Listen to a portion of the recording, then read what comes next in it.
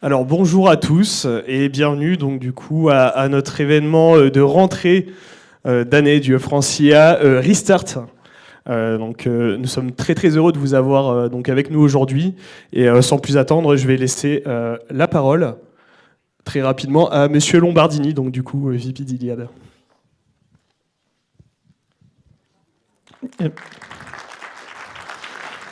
Merci.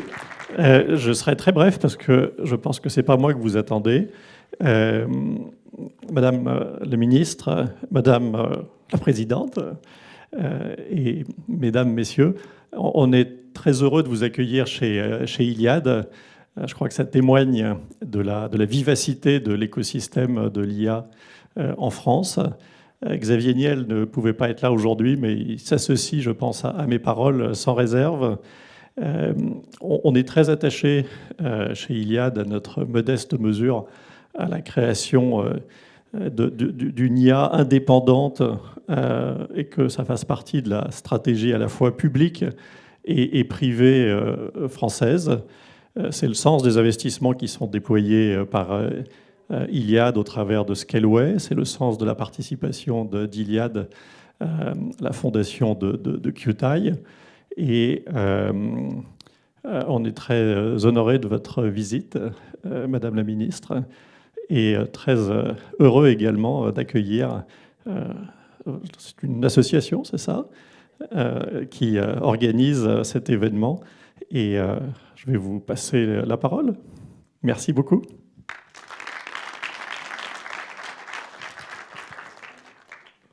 Et maintenant donc du coup Rim Terraoui, présidente du Hub Francia. C'est un immense plaisir pour moi de vous accueillir aujourd'hui, Madame la Ministre, tous nos membres, toutes les personnes qui ont été invitées, pour notre événement de rentrée. Alors certes, il s'agit d'une rentrée légèrement tardive, mais elle est néanmoins très importante car elle marque une nouvelle dynamique pour cette association, pour notre association. Cet événement, vous avez été très nombreux à nous demander de l'organiser pour pouvoir échanger, pour pouvoir débattre, ou tout simplement pour vous retrouver physiquement entre experts, entre praticiens et entre acteurs tout à fait non virtuels du monde de l'IA. Et c'est exactement ce que vous allez pouvoir faire tout au long du sympathique programme que l'équipe du Hub vous a concocté.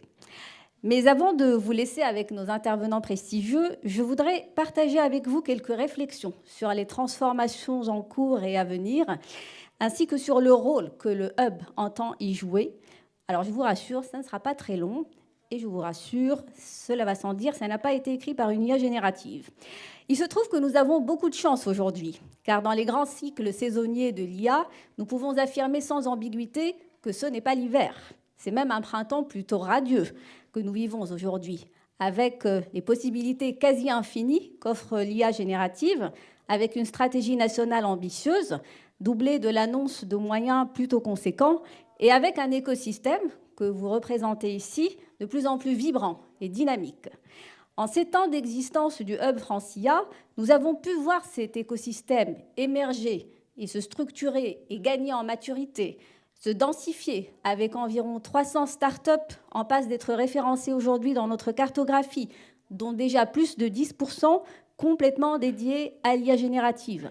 Nous avons également vu cet écosystème diversifier de plus en plus son offre deep tech et notamment, et c'est une belle spécificité, je pense, qui mérite d'être soulignée, dans le domaine de la santé et donc en lien avec cela dans les technologies du computer vision.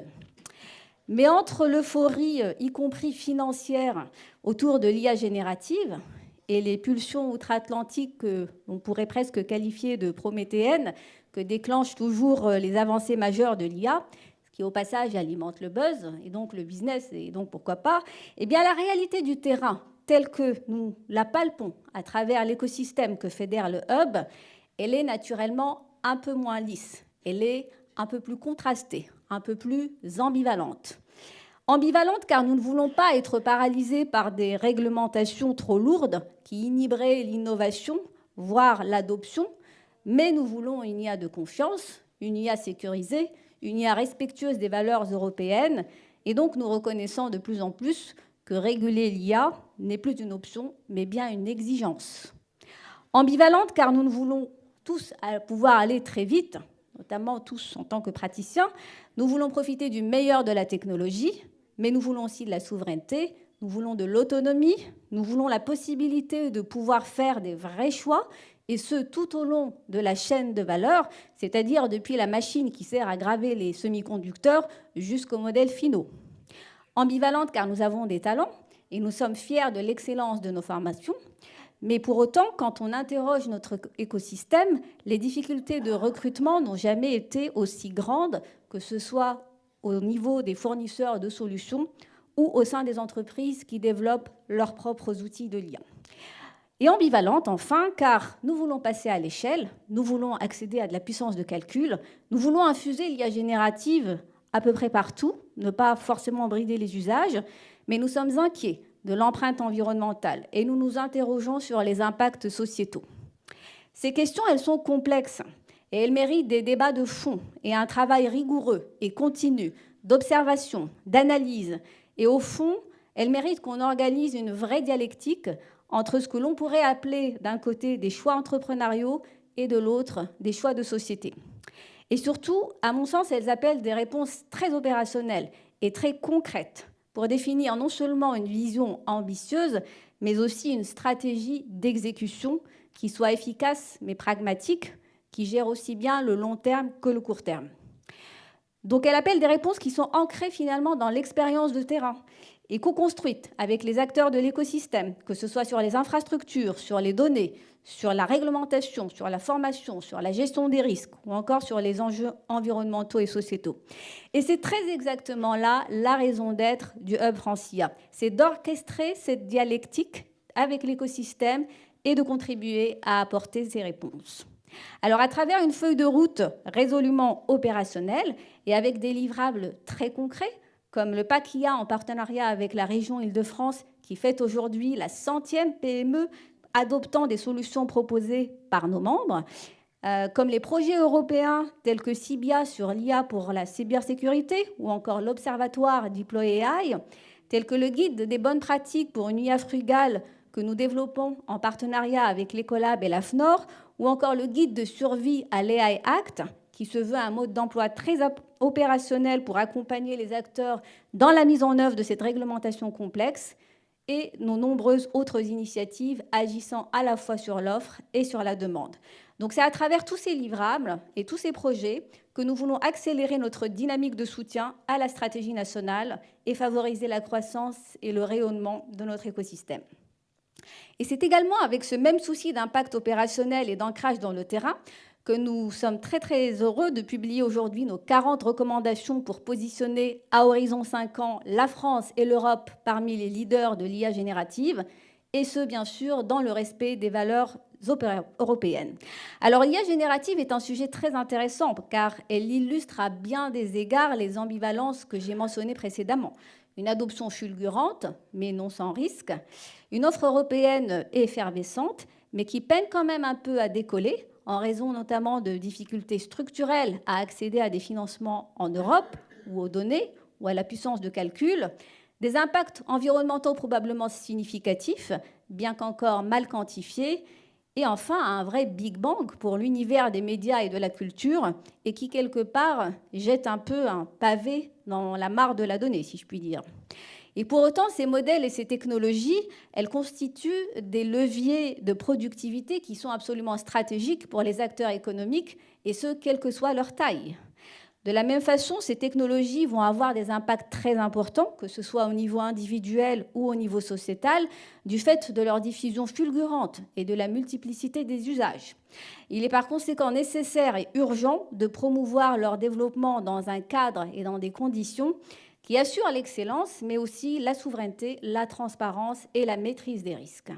Et c'est dans ce sens que nous avons articulé nos recommandations, nos 40 recommandations, avec le souci d'abord de développer une approche holistique au sens où elle embarque nativement les considérations environnementales et éthiques, mais aussi holistique au sens où elle rassemble les fournisseurs et les consommateurs publics et les consommateurs privés et que chacun joue sa partie de la partition. Ensuite, le souci d'anticiper les évolutions de l'IA en structurant l'accès au marché des données d'entraînement et l'architecture des supercalculateurs européens autour des prochaines ruptures. Le souci de garantir un environnement qui permette l'émergence d'un marché réellement concurrentiel tout en préservant le marché des médias et de la culture. Et enfin, le souci d'apporter le soutien nécessaire à la montée en compétences, mais également à la gestion des risques et à la mise en œuvre des réglementations. Voilà, j'avais promis que ce serait court, donc je vous laisserai découvrir le détail de ces recommandations dans notre livret blanc. Et je vous remercie de votre attention et je vous invite à vous joindre à moi pour accueillir très chaleureusement Madame la Ministre, chargée du numérique, qui nous fait l'immense privilège d'être parmi nous ce soir pour partager quelques éléments sur la stratégie nationale pour l'intelligence artificielle. Merci à tous.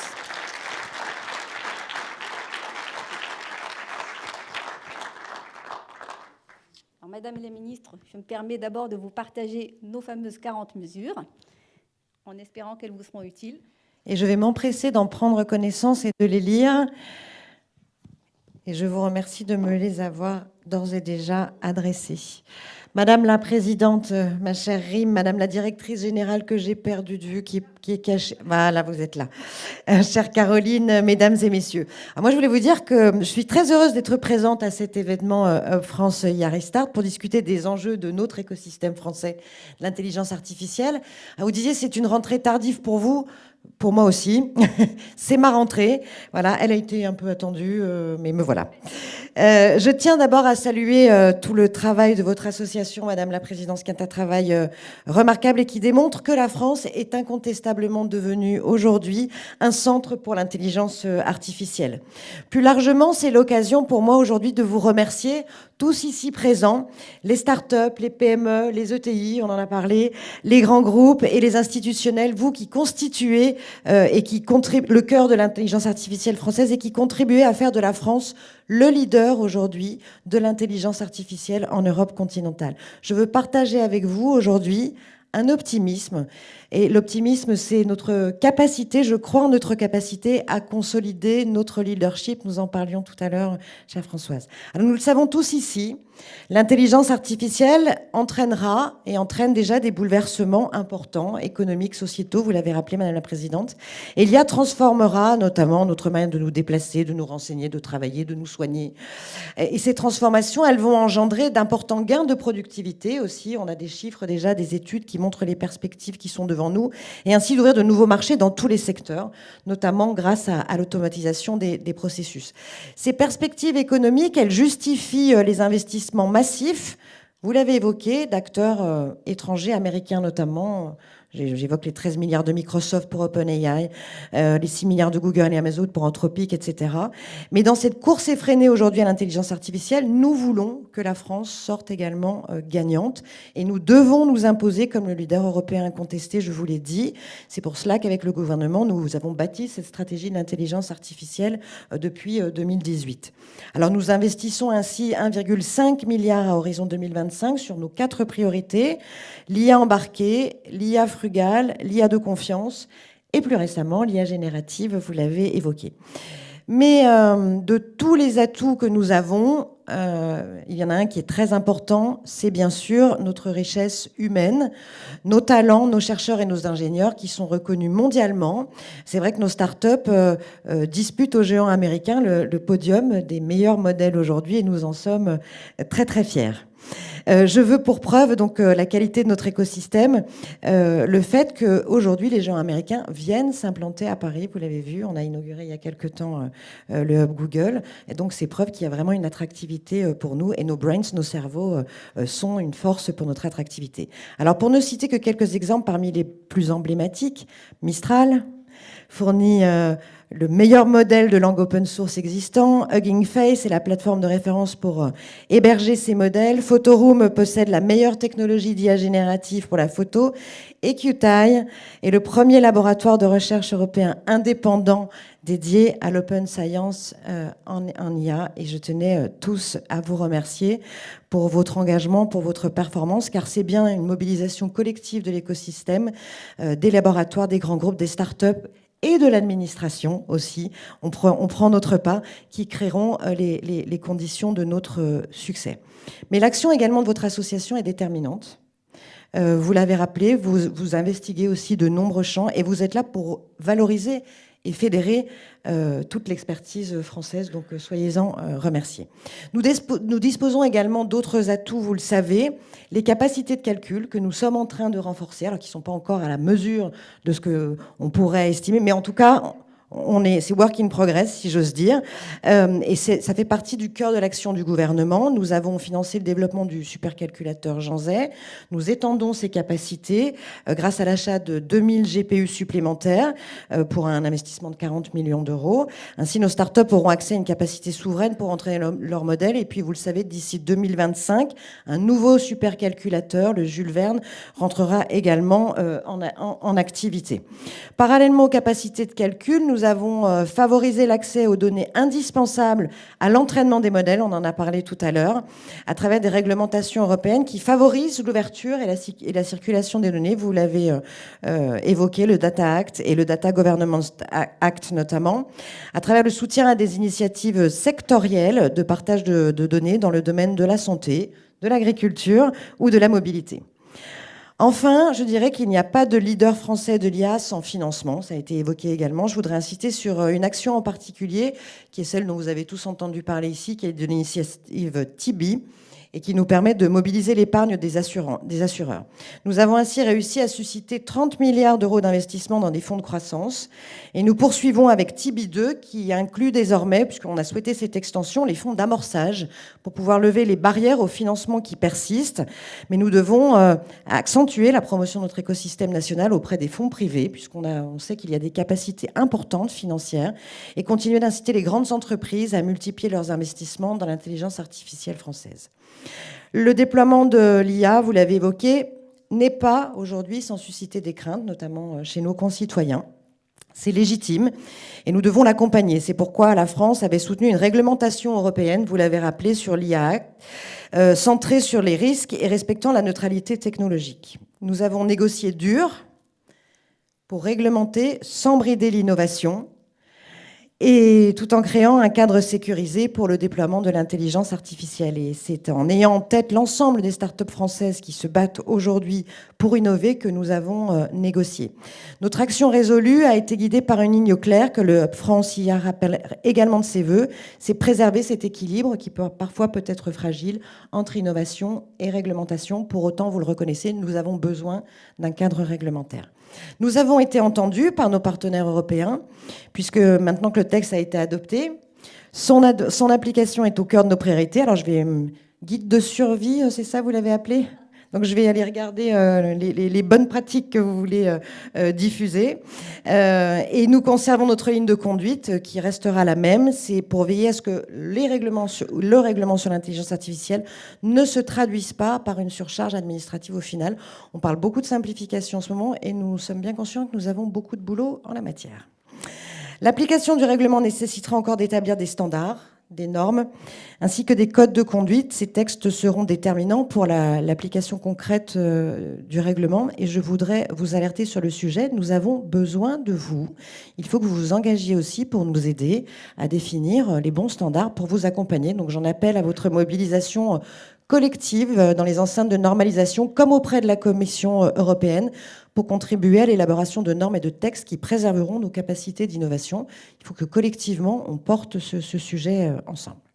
Alors j'ai pleine confiance en la capacité du Hub France IA avec vos membres pour tirer le meilleur de cette réglementation et pour continuer à bâtir ensemble l'écosystème innovant et de confiance qui positionne la France dans cette course pour l'intelligence artificielle.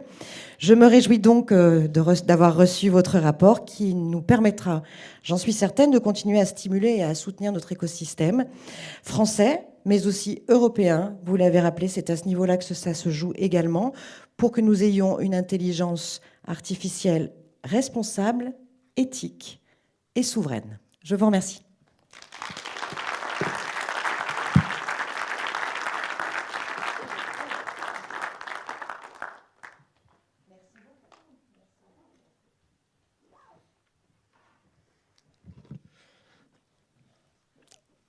Merci à toutes les deux donc, pour ces deux discours. Donc, assez rapidement, on va enchaîner effectivement sur notre keynote d'ouverture.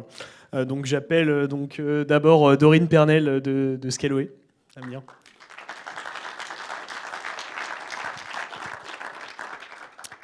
Madame la ministre, Madame la Présidente, merci. Je pense que c'est un honneur ici de pouvoir parler d'intelligence artificielle tous ensemble.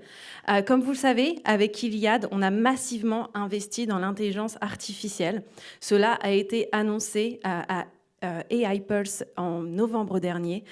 Comme vous le savez, on a la puissance de calcul la plus grande d'Europe et nous continuons à innover ensemble, non seulement grâce au laboratoire de recherche de QTAL qui avait aussi été annoncé à AI Pulse, nous allons aussi vous inviter tous à AI Pulse 2024, ce 7 novembre qui arrive. Donc marquez vos agendas dès maintenant, parce qu'on va pouvoir se retrouver très prochainement.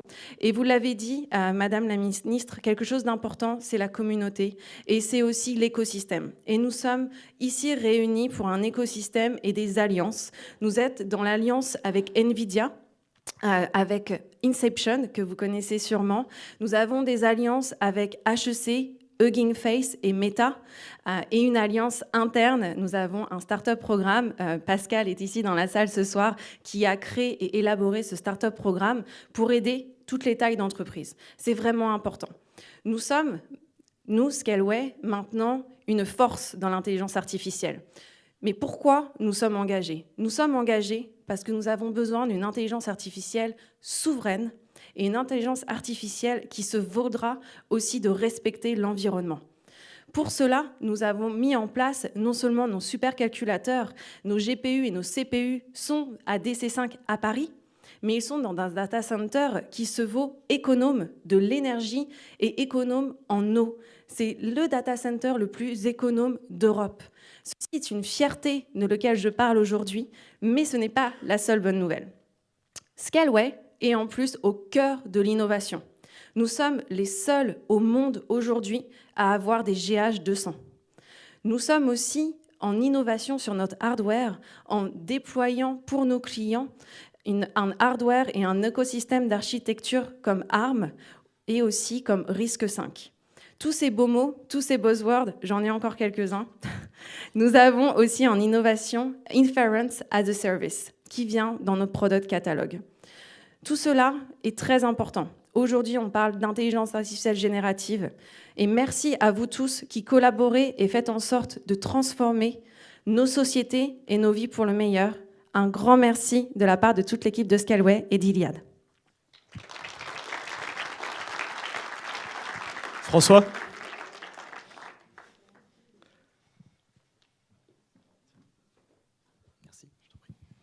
Madame la ministre, Madame la Présidente, bonjour à tous. François Laurin, cofondateur d'une petite société de conseil en data, Imaya. Je suis du coup très content de me retrouver ici avec vous. Notre mission chez Imaya, c'est de casser les silos, comme j'aime le dire. Aujourd'hui, j'ai rencontré trop de situations où il y avait un métier ou des idées trop loin de la technique et de l'implémentation. Et donc, du coup, j'ai décidé de faire une société où il y avait différentes typologies de profils et différentes personnes qui connectaient les silos, connecter les dots, comme on aime le dire.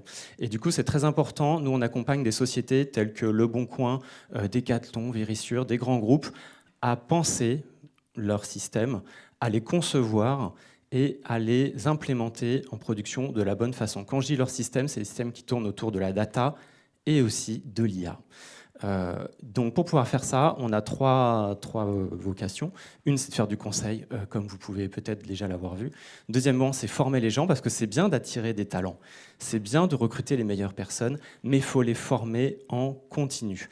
Et il n'y a pas plus tard que la semaine dernière, on a présenté un nouveau modèle à quelqu'un qui nous a dit « mais ça, c'est pas nouveau ». Il a 2 semaines, ce modèle. C'est pour vous dire le timing dans leur tête aujourd'hui. Quelque chose qui a 2 semaines peut paraître vieux aujourd'hui dans certains esprits. Donc ça va très très vite. Donc du coup, on a pour mission, nous, d'aider des grandes entreprises. Du coup, il faut qu'on forme des gens et il faut qu'on trouve les bonnes façons de les stimuler pour pouvoir les garder et pour pouvoir faire en sorte qu'ils aient toujours de l'impact, qu'ils ne stagnent pas dans un monde où ça va extrêmement vite. Ça, c'est l'aspect formation que l'on fait en interne, mais on ne le fait pas que en interne. On forme aussi l'écosystème data, donc on a des formations que vous pouvez consulter notre site internet, des formations qui forment donc aujourd'hui au métier de l'IA. Il y a 2 niveaux pour ça. dans vos métiers aujourd'hui, vous allez utiliser l'IA pour être meilleur dans votre performance. Donc on forme à comment utiliser l'IA de la bonne façon. Et aussi, vous êtes peut-être amené à travailler, à construire des produits d'IA, à faire des algorithmes. Et là, c'est pareil, on vous forme à construire les bons algorithmes et à penser de façon éthique. Parce qu'un algorithme, vous pouvez garantir qu'il n'a pas de biais à un instant T, mais vous ne savez pas comment il va devenir demain. Et donc, du coup, c'est important d'en avoir conscience de ça. Et donc, on les forme dans ces états d'esprit-là et on les forme à comprendre ça. Ça, c'est une des façons de faire. Et on travaille aussi à l'acculturation de l'écosystème data. On fait beaucoup d'événements. On en a fait, je crois, une dizaine jusqu'à présent, où il est important d'échanger, de faire des retours d'expérience. Et volontairement, je ne limite pas aux personnes qui sont invitées, qui doivent venir. C'est gratuit, complètement libre. Et nous enregistrons tout et on met à disposition de la communauté sur notre chaîne YouTube pour que les gens puissent comprendre et enfin être acculturés et augmenter le niveau de discours pour qu'enfin ils puissent maîtriser les choses. Ensuite, chez nous, on aide à réaliser et à implémenter les choses. Donc, on travaille aujourd'hui avec le Hub France IA pour justement, par exemple, faire des algorithmes, aider nos clients à faire des algorithmes de LLM. Et c'est bien, aujourd'hui, on voit beaucoup d'initiatives, beaucoup de POC, mais attention, il faut maîtriser la bête. Garantir que ce que vous avez ou ce que les gens sont en train de faire en mode POC, quand vous l'avez mis dans les mains du public ou quand il est en production, il ne fasse pas n'importe quoi, qu'il n'y ait pas de phénomène d'hallucination. Et aujourd'hui, dans les modèles tels que des LLM, en fait, vous ne pouvez pas vraiment garantir qu'il ne va pas se mettre à halluciner à un moment ou à un autre. C'est comme ça qu'il est construit. Donc, en fait, il y a pas mal de garde-fous qu'il faut mettre en place. Et tout ça, on le fait, on accompagne nos clients pour les penser et pour ne pas se retrouver dans des situations où ils ont construit involontairement des algorithmes qui deviennent racistes et misogynes. Ça peut arriver. Et d'ailleurs, Air Canada a dû payer une amende parce que dans ces conditions de remboursement, un algorithme a complètement déliré et a donné des mauvaises conditions de remboursement. Ils ont dû se plier à ces conditions qui étaient écrites. Donc voilà, donc tout ça, on accompagne à faire ça sur ces 3 niveaux.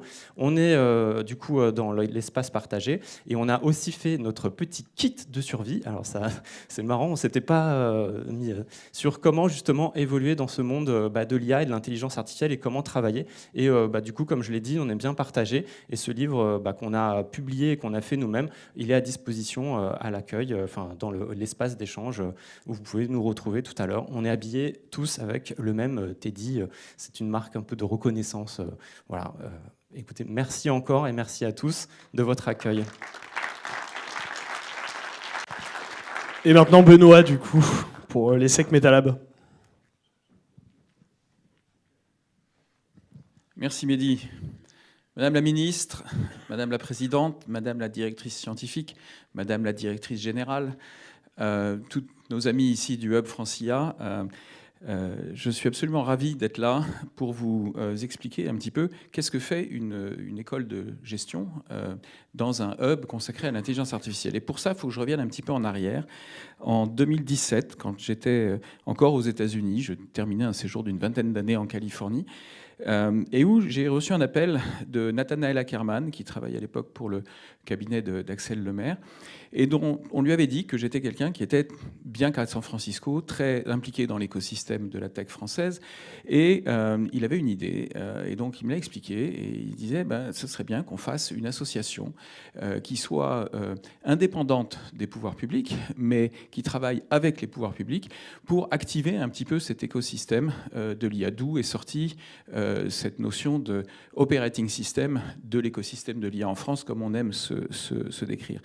Et donc on s'est mis au travail avec Nathanaël, avec Patrick, très rapidement rejoint par Françoise et d'autres, pour créer cette belle association. Quel est le rapport avec l'ESSEC ? La raison pour laquelle je me suis investi là-dedans, c'est que ma passion depuis longtemps, comme je vous l'ai dit tout à l'heure, ça fait 35 ans que je fais de l'intelligence artificielle, mais moi, côté practitioner, côté terrain. Je ne suis pas un chercheur, je n'ai pas de doctorat, je suis juste ingénieur, mais j'ai une passion pour les bénéfices que ces technologies peuvent apporter à l'économie, à la société, aux gens. Et ça a marqué absolument toute ma carrière, les 3 startups en IA que j'ai fait, entre autres. Et donc le Hub rentrait bien dans cette lignée-là. Je suis rentré en France 2 ans plus tard, en 2019. Et je me suis attelé à la tâche de continuer à contribuer à une adoption responsable de l'intelligence artificielle par les différents acteurs de l'économie et de la société. Et un jour, j'ai reçu un appel du directeur général de l'ESSEC qui avait entendu parler de moi et qui voulait que je l'aide à amener l'IA dans toutes les couches de la business school, basée sur une conviction partagée que l'IA n'est plus une question technologique. L'IA est une question qui dépasse largement maintenant les sujets techno. Or, à l'ESSEC, qui m'a semblé être une plateforme idéale pour ça, il n'y a pas seulement les 10 000 étudiants de l'ESSEC, 3 000 par an qui sortent sur un cycle moyen de 3 ans, dont maintenant tous doivent passer à travers une formation obligatoire à l'intelligence artificielle, entre autres. Les programmes spécialisés, comme un bachelor en sciences de la data, de l'IA et du management, ou un master commun avec Centrale Supélec sur la data science et le business. Mais il y a aussi un centre de recherche. Il y a 150 chercheurs à l'ESSEC dans des sujets aussi variés que les statistiques, l'économétrie, le marketing, la psychologie, etc. Mais c'est des chercheurs qui publient et qui sont professeurs en même temps. Et c'est une ressource considérable que j'ai proposée à Vincenzo Vinzi, le directeur général de l'école, de mettre un petit peu à la disposition de l'écosystème en engageant un certain nombre d'actions, comme la participation au Web Francia, mais aussi, par exemple, des projets de recherche avec des grandes sociétés du CAC 40. On a, par exemple, avec une grande banque, une paire de projets très intéressants qui regardent les problématiques liées à l'érosion de l'usage des modèles une fois passés en production, qu'il s'agisse de problèmes techniques, comme la pérennité de leur robustesse dans le temps, ou de problèmes plus organisationnels comme l'érosion du taux d'adoption. Voilà pourquoi l'ESSEC est au Hub. Et encore une fois, merci pour organiser cet événement et merci de votre présence, Madame la Ministre.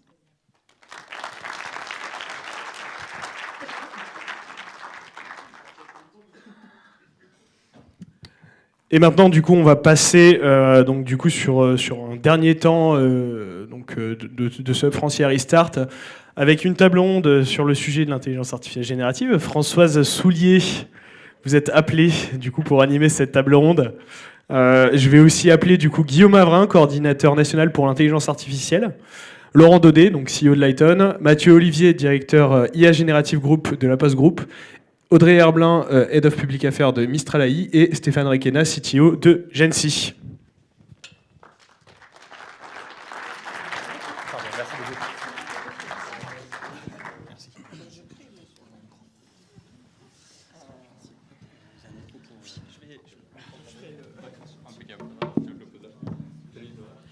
Peut-être s'il y a des personnes qui veulent descendre, je vois qu'il y a quelques sièges quand même là devant. Oui.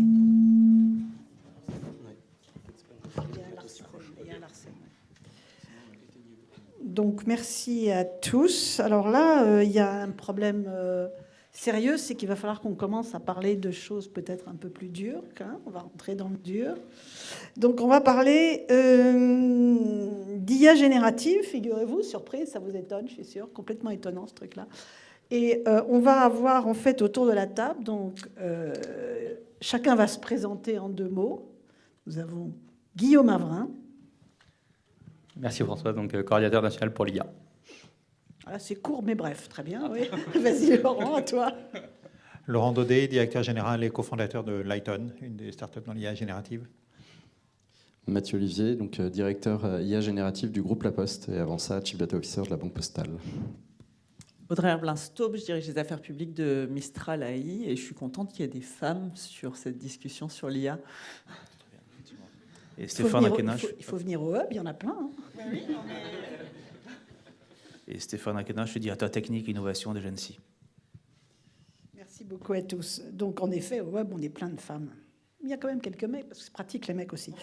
Alors, je pense que la première question, je vais la poser à Guillaume. Comme on a vu tout à l'heure, le gouvernement a mis sur la table beaucoup d'argent. Très bien, des milliards, ok, plein d'actions. Alors, nous, ce qu'on aimerait comprendre un peu plus, c'est quoi vos grands objectifs? Qu'est-ce que vous voulez dans la vie, là, avec tous ces milliards sur la table? Et plus précisément, et plus particulièrement, et plus concrètement, on aime bien les trucs concrets au Hub, qu'est-ce que vous voulez faire pour l'IA générative? Qu'est-ce que vous attendez de nous, quoi, en quelque sorte? La première réponse était très courte, maintenant je fais une réponse très longue. Bon, l'idée de la première phase de la stratégie nationale pour l'IA, c'était de structurer l'écosystème national, de R&D, de chasser les doublons, de se mettre en ordre de bataille. Donc ça, c'est à peu près la période, c'est suite à la remise du rapport Villani jusqu'à à peu près mi-2022, avec comme grand livrable de cette première phase, la mise en place des instituts 3IA, vous les connaissez certainement à Grenoble, à Toulouse, à Paris, et à Côte d'Azur. On a également donc les 300 programmes doctoraux qui ont été mis en place, les 150 chaires de recherche. Donc, tous ces dispositifs pour justement... Exactement, structurer. Maintenant, il ne suffit pas de structurer. C'est une course contre la montre, l'intelligence artificielle. Il y a des zones d'intérêt à remporter les unes après les autres dans une concurrence internationale. Donc c'est un peu l'objectif de cette deuxième phase qui s'appelle diffuser l'IA dans l'économie, qui est dotée d'effectivement 1 milliard d'euros de financement public que vient compléter de l'investissement privé. Et dans cette deuxième phase, pour atteindre cet objectif de diffusion de l'IA dans l'économie, on a identifié 3 leviers. Un premier levier qui est un levier de formation à la fois d'experts, de spécialistes du développement de l'intelligence artificielle, mais aussi de ce qu'on appelle les IA plus X, donc des acteurs qui vont être amenés à disposer d'une double compétence en IA et dans un métier spécifique pour développer des systèmes d'IA particuliers pour certains métiers ou pour intégrer cette technologie dans les entreprises, en formation initiale et en formation continue. Et d'ailleurs, on a des dispositifs qui permettent même d'aller jusqu'à la formation avant le baccalauréat. Et donc, on voit qu'on peut couvrir un spectre assez large de formation pour répondre à ces enjeux de la diffusion de l'IA dans l'économie. D'ailleurs, on compte sur le Hub France-IA pour former nos parlementaires. On a commencé à aborder la discussion n'a pas encore eu lieu. C'est vrai. Mais pour dire qu'on peut quand même faire pas mal de choses. Ensuite, donc, le soutien à l'offre Deep Tech. Donc là, l'idée, c'est vraiment, sur un certain nombre de sujets stratégiques, d'être capable d'accompagner la stratégie de développement de nos acteurs. Donc on avait identifié au départ 3 thématiques stratégiques, l'IA embarquée, pour répondre aux enjeux de nos filières de l'embarqué, des transports, que ce soit aéronautique, terrestre, marin ou sous-marin. Les enjeux de fonctionnement local aussi. On sait qu'en fonction des applications, on ne peut pas toujours fonctionner dans le cloud. On a besoin d'avoir des technos qui fonctionnent en local. C'est particulièrement vrai dans les applications les plus critiques. Et aussi parce que finalement les enjeux de l'embarqué répondent assez bien aux problématiques de nos entreprises. On produit beaucoup, on a un tissu industriel qui est dense sur le territoire européen, on produit beaucoup de données industrielles, on peut utiliser ces données pour entraîner nos modèles et être compétitifs par rapport à la concurrence internationale, aujourd'hui très positionné sur le B2C, donc sur la mise au service la mise de l'IA au service du grand public. Mes réponses sont beaucoup trop longues, donc je vais aller un peu plus vite. IA frugale, aussi parce que ça rejoint, on veut une diffusion large de l'IA dans notre économie, il y a des enjeux je crois qu'on essaie de me faire comprendre d'arrêter de maîtrise de l'impact environnemental de ces technologies. Voilà, il faut essayer de maîtriser la consommation énergétique en phase d'entraînement, en phase d'inférence, une fois que le système est déployé. Et en fait, ça rejoint des enjeux de compétitivité économique. Si on arrive à consommer moins, on est moins cher, à la fois pour le développement de la technologie et ensuite pour l'utilisation de la technologie. Et donc, les enjeux de frugalité rejoignent les enjeux économiques. Et dernier aspect qui était l'IA de confiance, de la même manière, parce que on sait que pour l'adoption de l'intelligence artificielle, on a besoin de confiance, on a besoin d'acceptabilité, on a besoin de se mettre d'accord sur des métriques, sur des protocoles d'évaluation, sur des environnements de test pour les plus techniques de l'évaluation de l'IA, de manière à caractériser ces systèmes intelligents que l'on veut déployer et s'assurer qu'on peut leur faire confiance et les utiliser au quotidien. Donc ça, c'était la stratégie nationale pour l'IA phase 2 telle qu'elle avait été conçue. Puis il y a eu le buzz ChatGPT et comme pour la AI Act, ça remet tout en cause. Non, j'exagère. Mais par contre, on s'est dit, voilà, on était un peu après le buzz, janvier 2023, on regarde, ok, donc l'IA générative, promet des gains de compétitivité. Toutes les tâches ne sont pas des tâches de génération de contenu, mais certaines en sont. Or, on regardait notre paysage, il y avait effectivement Lighton qui était très bien positionné depuis longtemps sur le sujet. On était loin de couvrir l'ensemble de la chaîne de valeur de l'IA générative et l'ensemble des modalités. Donc il y avait quand même urgence pour assurer notre autonomie stratégique à soutenir nos acteurs de l'IA générative. Et donc c'est ce qu'on a essayé de mettre en place. C'est la deuxième partie de ta question.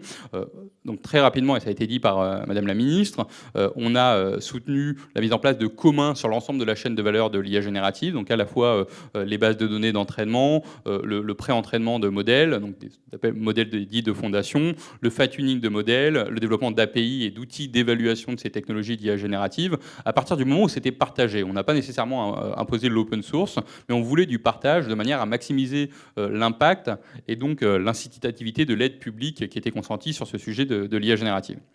On a eu, un des gros enjeux dans cet appel, c'était de valoriser les bases de données du patrimoine national, donc les données de l'IDAL, de la BNF, de Radio France, etc., de manière à pouvoir rendre nos acteurs de l'écosystème les plus compétitifs possibles par rapport à la concurrence internationale, et puis qui répondent bien à nos enjeux en langue française et avec nos spécificités culturelles.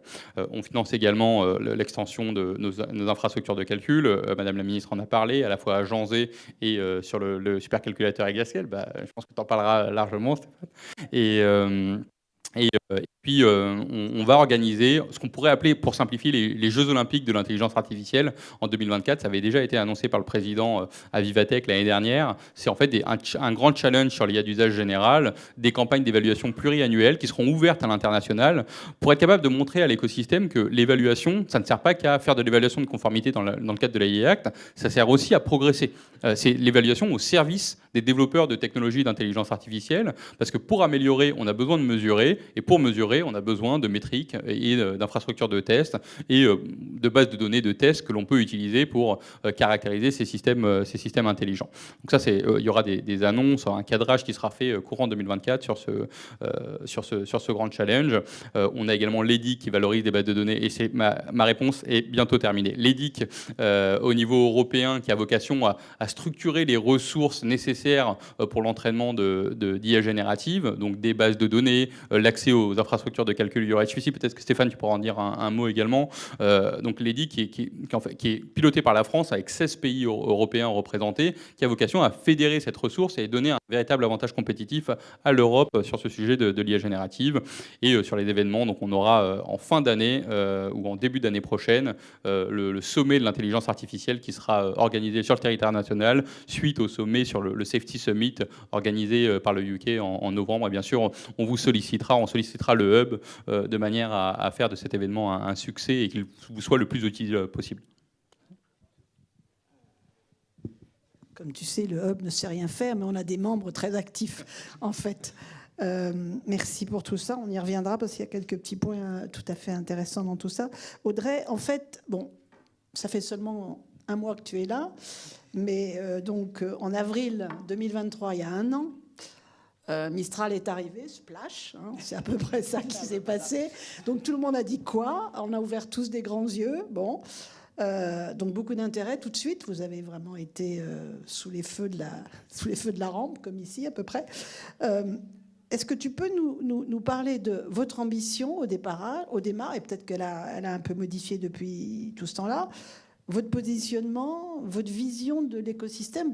Tu m'avais raconté que en fait, vous avez un écosystème de start-up qui construit sur Mistral. Et tant qu'on y est, en prime, votre position par rapport à la régulation, le fameux AI Act et toutes ces choses horribles. Merci beaucoup. Donc Mistral, ça a commencé il y a un an. C'est 6 cofondateurs, mais 2 qui venaient de chez Meta et 1 de chez Google DeepMind. Et c'est vrai qu'ils ont clairement décidé de construire quelque chose en France, parce que pour eux, il y avait un vrai enjeu à se dire que quand on fait du LLM ou quand on fait de l'IA générative, il y a un enjeu de souveraineté, il y a un enjeu culturel qui est très fort. Et ils n'avaient pas envie de laisser la main aux seuls gros Américains sur ces sujets-là. Donc ils se sont dit qu'il y avait une vraie nécessité à faire en sorte, de créer une boîte, mais aussi de développer tout un écosystème en France et en Europe. Il y a Lighton, il y en a plein d'autres, il y a Aleph en Allemagne, enfin, il y a plein d'acteurs, mais il y avait un vrai besoin culturel et philosophique dans le projet.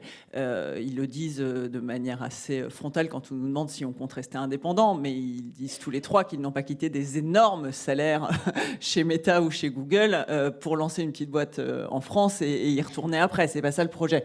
Et ça, c'est intéressant parce que dans la manière de concevoir le modèle et dans la manière de l'entraîner, il y a cette volonté de mettre de la data française, et on remercie évidemment toutes des initiatives qui nous permettent de le faire plus facilement, et d'entraîner le modèle sur plus de langues et pour que le modèle soit natif et pas juste dans une opération de traduction.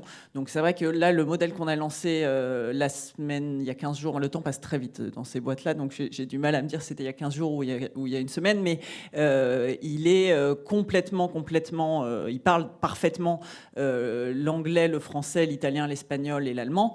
Et notre ambition, elle est effectivement de couvrir le maximum de langues, à commencer par les langues européennes. L'autre point sur ça, c'est aussi de se dire qu'il y a un rapport au biais qui doit être un peu différent. Il y a forcément des biais, on a tous des biais, et il y a forcément des biais, mais effectivement, on a une approche qui tente à dire qu'on espère que la technologie soit la plus neutre possible, et on espère aussi que soit reflétée par la part de données européennes présente dans l'entraînement du modèle, une manière de réfléchir qui ne soit pas uniquement celle de la Silicon Valley, mais qui puisse refléter un certain nombre des points de pensée européens, de valeurs, de manière de concevoir le monde et d'appréhender les choses. Et donc ça, c'est un autre point très important dans ce qui a construit l'histoire de l'entreprise et la manière dont on a voulu se positionner. L'autre point de positionnement important, donc nous, on fait du B2B, on crée des modèles à destination des entreprises. Et donc, on a une offre commerciale à destination des entreprises, des collectivités, de l'État, on l'espère. Voilà. Mais on a tout de suite décidé de permettre de baser ces modèles sur de l'open source. Parce que d'abord, il y avait une vraie conviction philosophique dans ce qu'apporte l'open source et la capacité à justement développer tout un écosystème. Et donc, c'est pas que nous, c'est aussi comment beaucoup, tu le disais Françoise, comment beaucoup d'applications vont venir utiliser nos modèles. La plupart du temps, on ne le sait même pas, pour construire sur nos modèles. Et ça, c'est très intéressant parce que ça permet à beaucoup de gens de pouvoir développer très facilement des solutions gratuitement et donc d'innover. Et puis l'autre point sur l'open source qui était très important pour nous, c'est de se dire que cette technologie, elle est révolutionnaire. Cette technologie, on sait à peu près où on va, mais on ne sait pas jusqu'où on va. Et donc, on pense qu'il y a une vigilance accrue à avoir et que cette vigilance, elle ne peut passer que par la transparence. On pense que c'est assez fondamental pour les régulateurs, les gouvernements, les chercheurs, les NGO, d'être capables d'ouvrir la boîte et de regarder comment ça se passe. On espère aussi que, justement, quand la Commission européenne, dans le cadre de l'AIAC, aura audité nos modèles, on espère qu'ils le feront avec des modèles open source, d'ailleurs. Et ça, c'est vachement important parce qu'il y a aussi tout un mouvement qui tend à dire que l'open source est dangereux, que l'open source crée effectivement des risques accrus. Alors, il y a eu tous ces débats sur les armes biochimiques. Nous, on pense l'inverse. On pense que justement, les modèles fermés consistent, quand on promeut un modèle complètement fermé, ça consiste aussi à dire, passez votre chemin, on va faire de l'autorégulation, on sera les seuls à savoir ce qui se passe, et puis on fera notre petite sauce entre nous. C'est pas du tout notre vision. On est, alors je sais que ça n'a pas forcément toujours été vu comme ça, mais on est plutôt pro-régulation. On pense que c'est important que la société civile, que les gouvernements s'emparent du sujet et viennent regarder très concrètement comment ça se passe. Et donc c'est une transition toute trouvée pour vous parler de l'AI Act. Effectivement, il y a un grand changement qui arrive rapidement sur la régulation de l'IA. Encore une fois, je pense que c'est important de réguler d'intégrer, ou en tout cas d'appréhender cette technologie nouvelle de la bonne manière et de le faire aussi sous le prisme de ces valeurs européennes. Un point qui était assez essentiel pour nous, c'était de se dire comment on arrive à réguler et appréhender les potentiels risques tout en préservant l'innovation. C'est toujours un peu l'équilibre difficile à trouver. Et ça passait par le fait de dire il ne faut pas réguler la technologie. Il faut réguler ses applications, il faut réguler les outputs, les usages. On a été en partie entendu, et on n'était pas les seuls à pousser ça, hein, tout le monde l'a poussé. On a été en partie entendu, donc il y a beaucoup de défis qui vont arriver. On pense que l'approche par le risque, c'est une bonne approche, et c'est une approche pertinente. Il y a tout un tas de mesures de transparence qui vont être très utiles, et qui vont être très utiles aussi pour les clients, donc pour les gens qui vont utiliser les modèles dans les entreprises. Ça va permettre pour eux de demander des comptes concrètement aux fabricants de modèles. Donc ça, c'est intéressant. Ça va être extrêmement challenging parce qu'il va falloir dans 12 mois être prêt, et qu'à l'inverse de certains de nos grands concurrents, nous sommes 34. Donc il va falloir s'y atteler rapidement, et ça, c'est un des gros enjeux pour nous. Maintenant, c'est comment, effectivement, on a eu la chance de pouvoir développer très vite des modèles qui étaient très puissants et qui viennent challenger GPT-4, hein, pour le dire franchement. L'enjeu pour nous maintenant, c'est comment justement on fait face avec ces nouvelles contraintes à la force de frappe de ces acteurs américains qui, eux, ont l'habitude de la régulation, qui ont l'habitude, en tout cas, de la compliance. Il va falloir qu'on soit capable de scaler aussi sur ce volet-là. Et je m'arrête là parce que j'ai beaucoup parlé. C'est bien. Je vais passer ensuite à Laurent. Alors Laurent, tu as créé Lighton en 2016, carrément. C'est loin, quoi. C'est ça, avant que l'IA générative existe. Aujourd'hui, ça va très très vite. Alors à l'époque, vous aviez, je me souviens, la première fois que je t'avais entendu, en fait, vous étiez avec des ordinateurs photoniques innovants. Je comprenais rien de ce que vous racontiez, mais vraiment rien. Et heureusement, vous êtes passé dans la potion magique, donc dans le software, dans l'IA générative. C'est mieux parce que là, je comprends mieux ce que vous faites, parce que vraiment les autres. Donc ça, déjà, c'est assez intéressant. C'est comment vous êtes transformé, entre guillemets.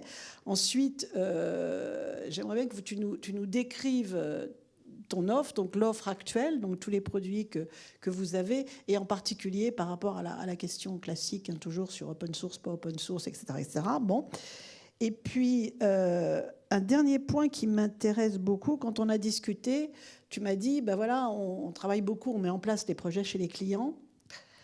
Et maintenant, on commence à bien connaître les recettes pour rater un projet. Ça me plaît. Oui, merci. Et merci pour l'invitation aussi. Alors tout d'abord, oui, l'histoire de Lighton, c'est vrai que c'est un peu particulier. On a commencé Lighton comme vraiment, c'était une spin-off de la recherche française. Moi-même, je suis physicien et je me suis mis en congé de mon poste de prof de physique pour monter Lighton. Et Lighton, donc, c'était effectivement du hardware. Si effectivement on s'est coltiné au hardware, et le hardware c'est dur, c'est vraiment du hardware. Et je suis très fier de ce qu'on a fait quand même, hein, parce qu'on a fait quand même des choses assez incroyables, dont mettre un de nos processeurs photoniques sur Jean Zé. Et on a eu des chercheurs du monde entier qui se sont connectés dessus, qui ont fait des choses absolument incroyables. Mais effectivement, on parlait aux chercheurs. Et on parlait même à une certaine catégorie de chercheurs. Et donc on faisait des trucs très deep tech. Et puis quand on a vu arriver c'est GPT-3, c'était vraiment la révolution en mai 2020. Là, on s'est dit waouh, ce truc-là, c'est absolument géant, et ça va changer le monde. Ça va changer le monde parce que c'est génératif, ça va changer le monde parce que c'est cette capacité zéro shot, quoi. Le côté, ça sait faire des choses sur lesquelles ça n'a pas été entraîné, c'est dingue. Et ça, c'est dû à la taille aussi, c'est dû au méga modèle et grande quantité de données d'entraînement. Et le troisième truc aussi, peut-être le truc le plus important, c'est ce qui a été dit, c'est que c'est le moment où l'IA sort du monde des ingénieurs et des chercheurs et devient utilisable par tout le monde parce que ça s'utilise en langue de tous les jours.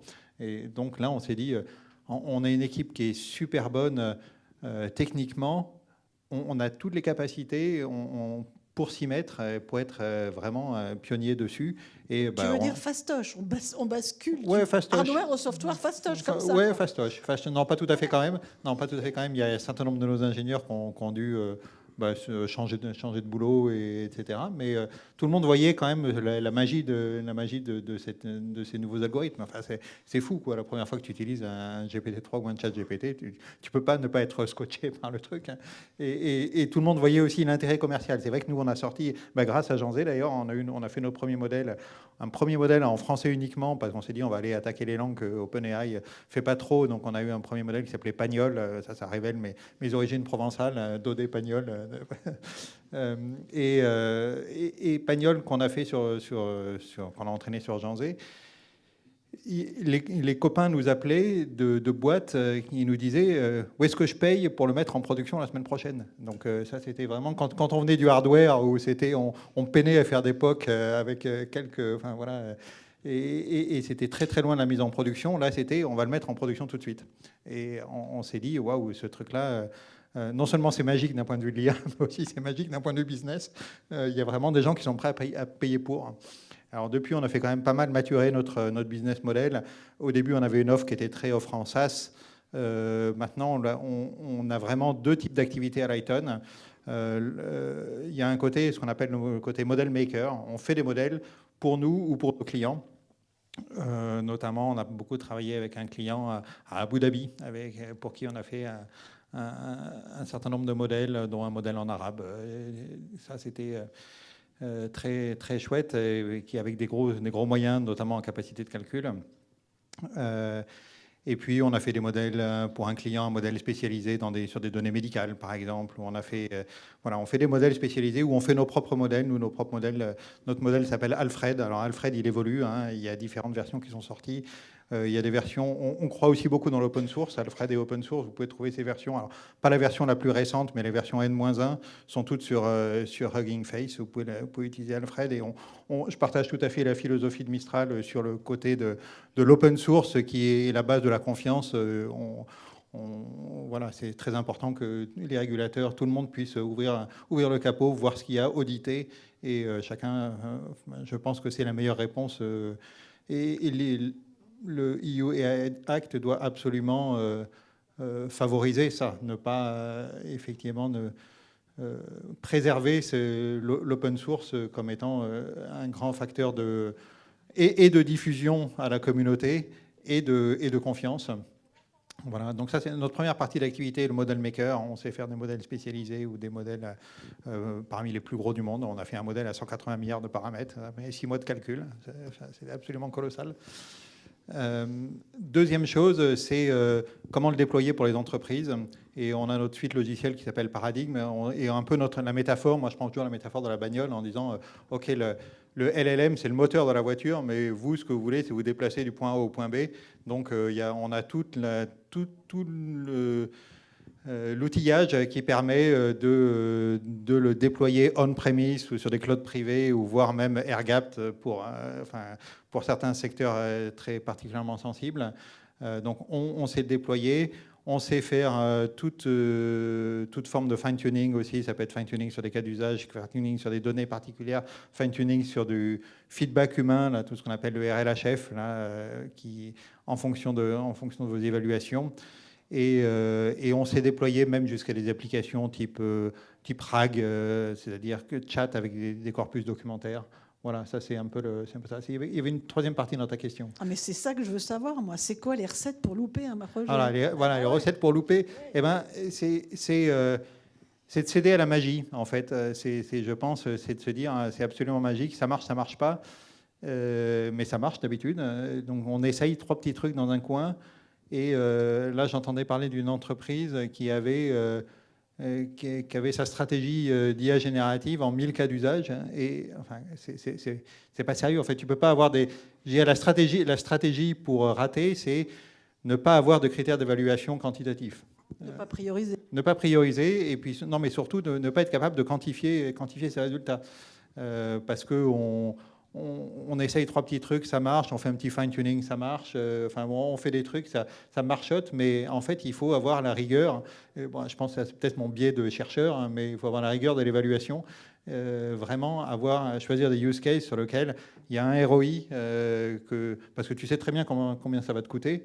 Tout ça coûte cher, développer de l'IA générative. Ça coûte des gros GPU souvent, enfin pas tout le temps, mais souvent c'est des gros GPU Et à utiliser sur aussi. des gros modèles. Voilà, tu sais combien ça te coûte, mais maintenant il faut que tu puisses quantifier combien ça va te rapporter. Donc dire avec à partir de tel critère, tel pourcent, moi je vais pouvoir le passer en production, etc. Donc Bref, c'est vraiment business as usual, d'abord se demander ce qu'on y gagne. d'abord se demander ce qu'on y gagne, d'abord se demander ce qu'on veut faire, d'abord se demander comment je mesure, avoir des bases de tests. Et enfin, je discutais avec des gens qui disaient, par rapport aux générations précédentes d'IA, on a totalement inversé le côté le temps pour développer et le temps pour tester. Maintenant, tu vas beaucoup plus vite à prototyper. Tu peux prototyper. Nous, on a prototypé en une demi-journée pour certains clients. Enfin, c'est fou, quoi. Ce truc-là, c'est absolument génial. Tu peux prototyper un truc, mais après, c'est tester. Et vraiment, le test avec des critères quantitatifs, c'est ça qui doit être le numéro 1. C'est ça qui doit te prendre le plus de temps. Et la question de la connexion aux bases de données, de la protection des données, toutes ces choses-là, comment vous voyez ça? Nous, en fait, on règle ça un peu by design, en étant private by design, en s'installant sur les serveurs cloud privé des entreprises. Donc, enfin, cloud privé ou on-premise ou tout. C'est pas les données qui vont au LLM, c'est le LLM qui va aux données. Voilà. Donc ça permet quelque part d'être private by design. Tu veux que je te parle de ma BD aussi? Secret, ça, la BD, là. Non, mais ça, la BD... Bon. Il a fait une BD, si vous ne l'avez pas lu, vraiment, vous avez bien tort. Mais on ne dira rien de plus, c'est un secret. Donc les secrets pour rater, il n'y en a pas d'autres. Vous avez compris maintenant, c'est facile. On va passer peut-être à Stéphane. Stéphane, à nous. Alors, on a compris que vous aviez installé un supercalculateur convergé, j'adore ça, convergé HPC-IA en 2020. Donc, en gros, hier, quoi, pratiquement. Alors, donc vous avez 3 ans et demi d'existence. Est-ce que tu pourrais nous décrire la famille de produits fous que tu as vu arriver? Il y en avait peut-être quand même dans tout ça. Et ensuite, comment tu vois le positionnement ou vos ambitions pour ce qui va arriver ensuite? Tout un tas de questions sur l'amont, c'est-à-dire j'entraîne, et puis sur l'aval, j'utilise. Voilà. Pour l'instant, c'est surtout de l'amont et très peu de l'aval. Donc on aimerait bien entendre autre chose, en fait, comme volonté. Ensuite, toute la question R&D, puisque vous êtes un centre de R&D, donc a priori pas d'usage commercial. Donc nous, là, tous, là, on dit R&D, c'est bien, mais commercial, c'est pas mal non plus. Et aussi, évidemment, toute la problématique autour de la souveraineté. Et là, j'ai envie de dire, il y a un réseau Euro-HPC, en Europe, et comment vous prenez votre place. J'étais en Allemagne récemment et on a rencontré des gens de l'UMI. Donc, comment vous vous positionnez dans ce réseau? Donc, plein de questions, en fait. Oui, ça va prendre pas mal de temps. Donc, en fait, on n'a pas 3 ans. En fait, nous, Gency, on a été créé en 2007 par le ministère de la Recherche, le CEA, le CNRS, l'université, INRIA, et on vient du monde de la simulation numérique. Donc, notre job, c'est d'installer des gros supercalculateurs pour faire tourner des problèmes de simulation numérique. Mais c'est là que le mot converger a son importance. Exactement, c'est pour ça que j'y viens. Et donc, en 2019, en fait, suite à l'annonce de la stratégie AI for Humanity, on nous a demandé de répondre à une des recommandations du rapport, qui était d'adresser et de mettre à disposition de la puissance de calcul souveraine pour les chercheurs français en IA, basée sur le fait qu'à l'époque, il n'y avait pas beaucoup d'acteurs qui mettaient la puissance de calcul pour l'IA, et donc ils devaient partir à l'étranger ou chez les GAFA entraîner leur modèle. Et donc l'idée qu'on a eue, c'est de se dire, non, on ne va pas acheter de machine dédiée pour l'IA, on va plutôt voir comment on peut marier le meilleur des deux mondes, celui de la simulation numérique et celui d'IA, de façon à favoriser cette synergie entre les deux mondes. Et donc c'est ça, ce fameux terme machine convergée. Donc cette machine Janzé, donc qui a été installée en 2019, c'est une machine qui a eu plusieurs vies déjà, qui a eu beaucoup d'évolutions. À date, elle a plus de 3100 GPU. Et c'est effectivement une machine à laquelle on amène à la fois de la puissance de calcul, à la fois une très grosse capacité de stockage, parce qu'il n'y a pas que le calcul, il y a aussi le stockage, donc une grosse capacité, plusieurs dizaines de pétas de stockage. De la mémoire, j'imagine. De la mémoire, voilà, sur les GPU. Et quelque chose qui est tout aussi important pour moi, c'est les hommes et les femmes. C'est-à-dire que quand on vient sur cette machine, alors je ne sais pas si vous la connaissez dans l'audience, mais vous êtes accueilli par une équipe de 25 personnes, une équipe de support qui est là pour vous aider à installer vos modèles, à lancer les calculs, à optimiser, à passer à l'échelle, à vous dépanner. Et tout ça, ça fait partie du package. Et ça, c'est quelque chose, quand on se compare par rapport au GAFA, puisque on nous a demandé de faire ça, Certes, on n'a pas des dizaines ou centaines de milliers de GPU, on a une machine conséquente, mais on amène à la fois de la souveraineté et à la fois de l'accompagnement, ce qui est quelque chose qui est très important. Ce qui est absolument vital, en fait. Oui. Exactement, et ça fait partie des KPI que les gens nous retournent à chaque fois. C'est ce qui est bien sur Janzé, c'est les GPU et le support utilisateur. Voilà. Et c'est quelque chose sur lequel je vous invite vraiment à développer. Pour tous ceux qui développent une offre d'infrastructure, n'oubliez pas, le support, c'est tout aussi important que les infras. Il vaut mieux avoir moins d'infra et plus de people, des fois. Et donc voilà, donc cette machine, elle a beaucoup évolué. Donc la ministre a parlé tout à l'heure, suite à l'annonce de la 3e version de la stratégie autour du Gen AI. On a reçu une dotation de 40 millions d'euros l'an dernier, annoncée par le président de la République dans le cadre de France 2030. Et donc on va faire une 4e évolution de Janzé avec voilà, plusieurs milliers de H100. Hein, ça va être bientôt annoncé. Que vous réussissez à acheter parce que vous avez des copains chez NVIDIA. Voilà, on arrive à acheter dans les temps records. Oui, bah, on a 25 ans de collaboration avec NVIDIA aussi, donc ça aide aussi. Donc effectivement, on est arrivé à les acheter, à les installer dans un temps record. Pour ceux qui achètent des H100 en ce moment, j'en connais. Les lead times sont un peu longs quand même, il faut le savoir. Donc cette machine va venir compléter notre parc de GPU. On a aussi des GPU AMD sur notre centre. Donc on a à peu près actuellement entre 4 et 5 000 GPU disponibles pour les chercheurs. Alors oui, on parle de la recherche. Effectivement, nous, on est une infrastructure de recherche. Donc on est là pour soutenir les chercheurs académiques ou industriels français qui font de la recherche, et spécialement de la recherche ouverte. C'est-à-dire qu'en fait, le principe d'une infrastructure de recherche comme GENSI, il y en a partout dans le monde entier, c'est que l'accès est gratuit du moment que vous engagez à publier vos résultats dans des journaux, des revues ou des conférences. Voilà. Donc effectivement, on adresse une partie du périmètre. Attends, stop. Et si tu les publies dans un logiciel open source ? Non, c'est très bien aussi. L'important, c'est de publier. Voilà. L'important, c'est de publier. On n'impose pas l'open source, on n'impose pas l'open data, on impose une publication dans une revue, une conférence ou un article scientifique. Voilà. Ça peut être dans Archive, ça peut être dans une revue de vision, ça peut être, ça peut être dans une conférence Archive AI. accepté, mesdames et messieurs. Vous pouvez publier en open source et mettre un petit papier dans Archive. Exactement. Ça peut être sur HAL aussi. Il faut parler des choses françaises aussi qui marchent bien. Donc voilà. Donc vous voyez, on adresse un peu plus la partie amont. Si vous faites de la R&D confidentielle sans publier, on accepte marginalement ces projets, mais ce n'est pas notre cœur business. Et après, si vous faites du business, ce n'est pas notre rôle. On n'est pas là pour venir concurrencer des opérateurs privés. Voilà, on est plutôt là en collaboration. Et donc, effectivement, ce que je te disais tout à l'heure, c'est que l'enjeu que je vois, c'est que le problème qu'on a actuellement, bon, c'est peut-être mon point de vue, hein, c'est que voilà, cette machine, elle marche très bien, mais j'en ai un peu marre, j'espère qu'il n'y a pas des gens d'Amazon dans la foule, de croiser des gens d'Amazon qui me disent « Moi, Janzé, j'adore parce que vous entraînez tous les modèles et après on le récupère pour faire du business ». Mon problème de fond, il est là, et je le dis clairement. Donc, ce que effectivement, je fais, ce qu'on fait en ce moment, c'est qu'on prend des contacts avec beaucoup d'acteurs privés, et on a déjà un projet qui a été lancé qui s'appelle Cluster, qui est soutenu par la DGE, dans lequel on travaille avec Atos et avec OVH Cloud, mais c'est ouvert à d'autres acteurs, et je suis très content d'être ici au sein d'un acteur qui fait beaucoup d'efforts aussi en ce moment, pour dire construisons ensemble, puisqu'on a cette fibre de souveraineté entre nous, construisons ensemble ce continuum public-privé qui permettra à un acteur académique ou industriel d'entraîner, s'il faut, ces modèles chez nous, mais après de faire du fine-tuning ou de l'inférence à l'échelle chez un acteur privé, mais tout en restant souverain. Et ça, c'est majeur. Donc passer l'avant à l'aval et ne pas perdre en route des gens qu'on avait attirés chez nous. Voilà. Et ça, c'est quelque chose sur lequel il faut vraiment qu'on puisse accélérer. Je pense qu'on a tous les ingrédients. Moi, je suis très sensible à l'approche prise par Scaleway et par le groupe Iliad. Je pense qu'on a à peu près les mêmes fibres autour de la souveraineté, on partage les mêmes enjeux. Mais c'est quelque chose sur lequel il faut qu'on accélère et c'est quelque chose sur lequel on peut être leader en Europe. Il suffit de regarder ailleurs en Europe, il n'y a pas tous ces ingrédients qu'on a en France. Et donc, il faut qu'on arrive à transformer l'essai. Et après, donc, dans les belles histoires qu'on a vues passer, si tu me parles des quelques exemples, l'an dernier, on a soutenu plus de 1100 projets. Donc 1100 projets en IA sur la machine Janzé et sur notre machine aussi, bon, essentiellement sur Janzé. Et donc dans ces projets, qu'est-ce qu'on a vu passer ? On a vu passer un projet que j'aime bien citer, qui s'appelle Bloom, mais Bloom, à l'époque, il y a 2 ans... Un petit projet minable, oui. Voilà, c'est une idée qu'on a autour d'une table à Station F avec Thomas Wolf en se disant, mais tiens, GPT-3, mais il n'y a pas de modèle ouvert. À l'époque, il n'y avait quasiment pas de modèle ouvert. Hein. Il y avait peut-être OPT qui est en train d'arriver par Meta, mais ce n'était même pas sûr encore.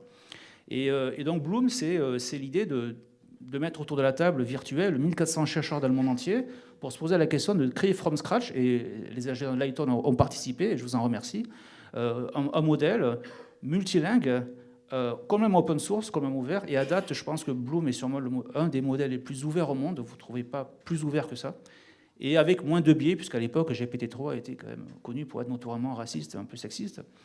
Et donc, tout ce travail, c'est 1 an et demi de travail, après, quand même, hein, donc, pour aboutir à un modèle de 176 milliards de paramètres, entraîné pendant 4 mois sur Janzé, et qui est toujours utilisé. Certes, il est moins à l'état de l'art que les modèles surentraînés qu'on a maintenant, qu'on fait sur de Mistral, il est etc. vieux, il a 2 ans, carrément. Il est vieux, il a été sous-entraîné, il n'est plus au Chinchilla Laws, etc. Il a plein de raisons, mais il continue à vivre et il va revivre. Il y a des projets pour le faire revivre, le réentraîner. Donc on voit que ce projet, moi j'aime bien le citer parce que c'est une belle histoire de vie, une belle histoire humaine. Hein. C'est pas que de la techno, c'est de l'humain aussi. J'aime bien en parler. Après, on a plein de projets dans le domaine médical ou sur la reconnaissance en avance de phase des tumeurs, la reconnaissance, par exemple, pendant le Covid-19, on a travaillé avec la PHP pour aider les radiologues à poser des diagnostics d'atteinte pulmonaire sur le Covid-19. Ça s'est entraîné sur Janzé. Il y a 2 ans, on a eu une première mondiale sur un autre supercalculateur. C'est le premier jumeau numérique d'un moteur d'hélicoptère par Safran. Très bien. 3 semaines de calcul pour une simulation. C'est pas tout petit. Très bien, c'est une première mondiale, c'est super. Sauf que l'ingénieur motoriste Safran, son rêve, c'est quoi? Il veut modéliser le jour, calculer la nuit. Donc là, entre 3 semaines et une nuit, on est un peu loin. Et comment on y arrive?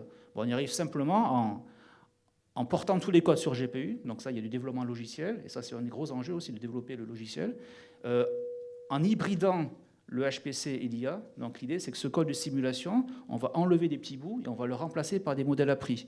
Et ça, c'est la magie qu'on a sur nos machines convergées, c'est qu'on fait se rencontrer ces deux communautés de la simulation et de l'IA pour développer des vrais use cases convergés, mêlant simulation et c'est-à-dire IA. des modèles physiques par réseau de neurones, c'est ça que tu veux dire? Exactement, des modèles physiques par réseau de neurones dans lesquels on va injecter dans le réseau de neurones de la physique. Et ça, c'est une révolution dans le monde de la simulation qui va nous permettre d'atteindre des enjeux très forts au niveau des temps de simulation. C'est un des gros sujets en réseau de neurones en ce moment.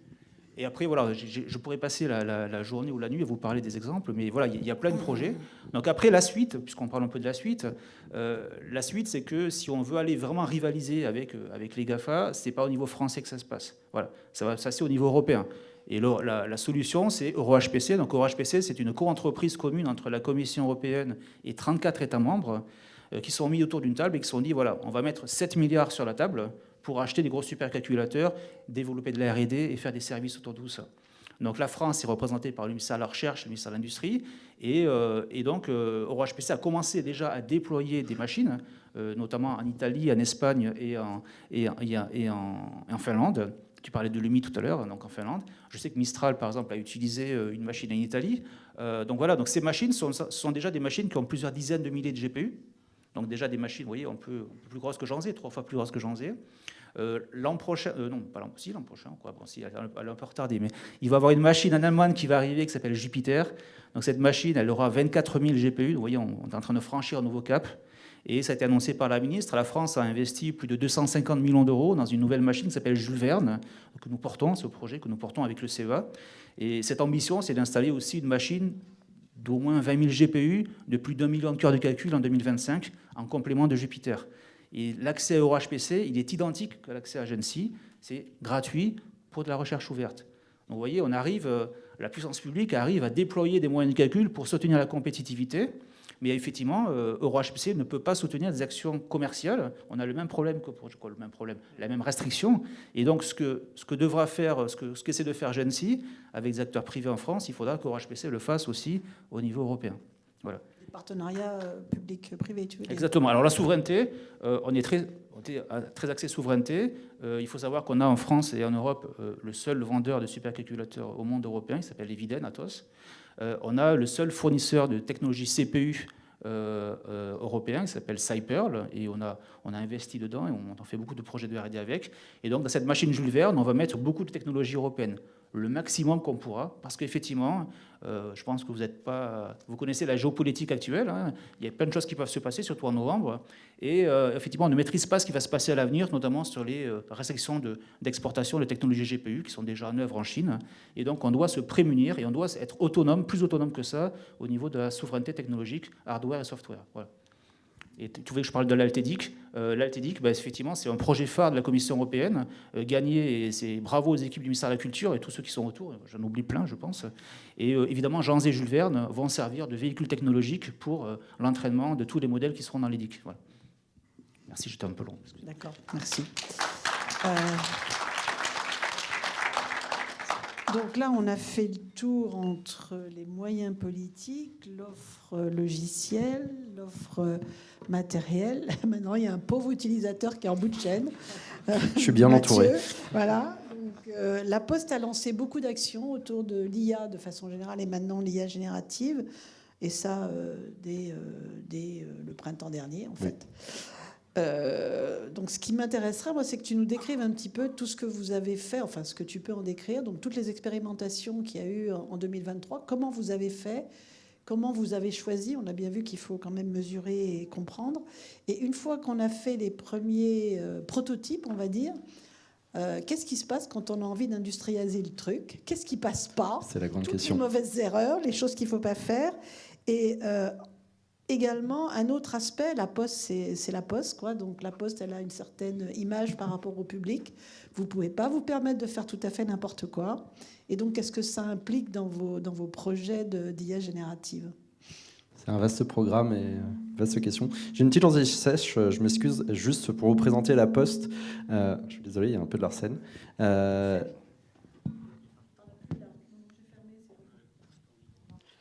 Poste, c'est 240 000 collaborateurs, on ne s'en rend pas forcément compte. C'est à peu près 36 milliards d'euros de chiffre d'affaires, donc 40% à l'étranger, grâce à ses filiales DPD et la CNP. On ne s'en rend pas forcément compte. C'est également plus de 7500 experts du numérique et de la digitalisation via le CAPOS, qui est l'un des acteurs majeurs de la conscience numérique en France. Et la Poste investit dans sa transformation data et IA depuis quasiment 10 ans. Ça a commencé avec le rachat d'une petite entreprise qui s'appelle Probayes. Ils sont à Grenoble. Aujourd'hui, c'est plus de 80 personnes au sein de Probayes, dont 75, 80 docteurs en IA. Donc autant vous dire que 2023, ça a été leur année. Ils ont été sur quasiment tous les fronts. Et donc, comme tu le disais, Françoise, globalement, 2023, on a vu arriver ChatGPT. Moi, j'étais à la Banque Postale. On s'est dit, c'est quoi ce truc-là? Qu'est-ce qu'on est en train de voir arriver? Et comment est-ce qu'on l'appréhende? Et qu'est-ce qu'on en fait? Donc, au sein de la Poste, ça a été un foisonnement d'initiatives, plus d'une dizaine d'expérimentations. Je vais en citer 3. On a testé Copilot, Microsoft Copilot. On a un gros client de Copilot. Beaucoup d'entreprises là, présentes aujourd'hui doivent utiliser Microsoft et donc testent Copilot. On a plus de 400 utilisateurs. On se pose la question de qu'est-ce qu'on va en faire, est-ce qu'on l'utilisera, est-ce qu'on ne l'utilisera pas. On a eu des expérimentations autour de la génération d'images, des acteurs qui se sont dit on sait faire des courriers ciblés pour nos clients à destination en B2B2C. On a une expertise, essayons de générer des images plus facilement et de générer des campagnes plus facilement à destination de nos clients pour leurs clients. Les démonstrateurs sont très intéressants. Et puis, on a annoncé à Vivatech dernier quelque chose qui s'appelle la Poste GPT. Je ne vais pas forcément m'étendre beaucoup dessus, mais on y reviendra à Vivatech prochain. Derrière, la question, c'est comment est-ce qu'on fait? Qu'est-ce qu'on fait et à quoi ça doit servir? Donc, ce qu'on a essayé de voir, c'est l'ensemble des acteurs qui existent sur la place. Donc, je suis bien entouré. Là, j'ai Lighton à ma droite, Mistral à ma gauche. On les a testés, naturellement. Et l'objectif, c'est pour chacun des usages métiers d'essayer de tester une panoplie de modèles, de les benchmarker entre eux et de savoir quel va être le meilleur modèle pour l'usage. Donc, à certains cas, on utilisera du Lighton, on utilisera du Mistral, on pourra utiliser du Llama. Ça, c'est dans les approches, on va dire, open source. Mais on peut aussi se dire qu'on a des approches propriétaires sur des technologies qui sont un peu plus fermées et plus propriétaires. L'objectif de 2024, c'est réellement d'industrialiser et de passer à l'échelle. Donc là, on va réellement chercher, vous parliez, Laurent, de comment est-ce qu'on fait échouer un projet.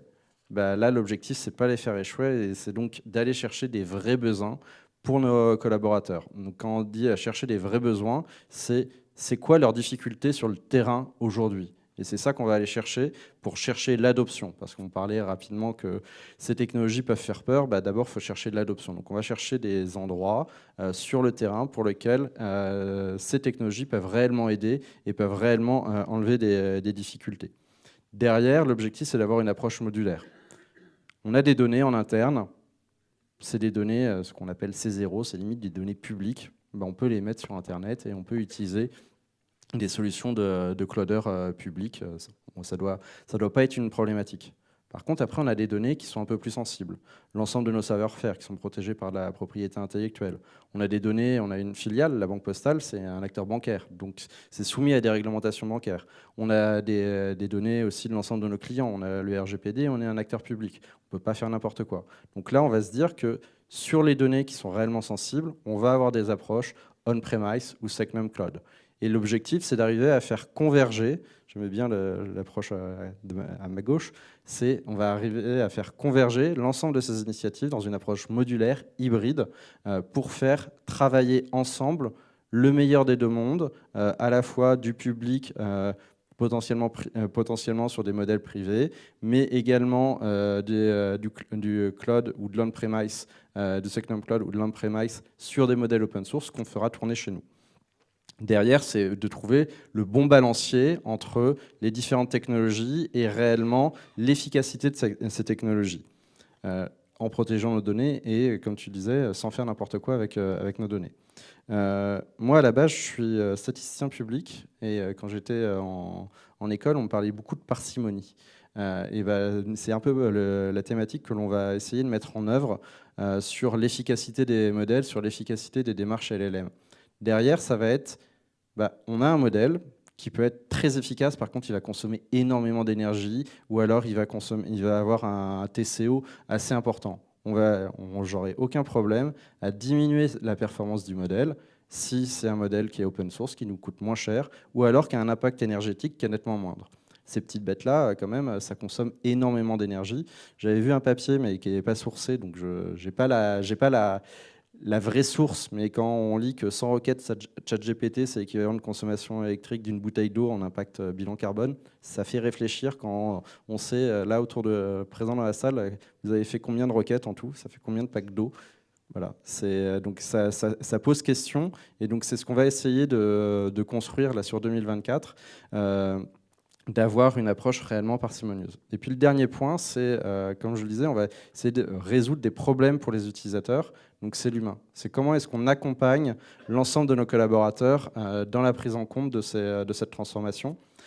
En 2023, on a acculturé plus de 2000 postiers sur les enjeux des LLM et on va continuer. Quand je dis postiers et postières, c'est les 240 000 collaborateurs du groupe. Ce n'est pas que les personnes que vous allez trouver dans le bureau de poste ou qui vont vous distribuer vos plis dans vos boîtes aux lettres. C'est réellement l'ensemble des collaborateurs.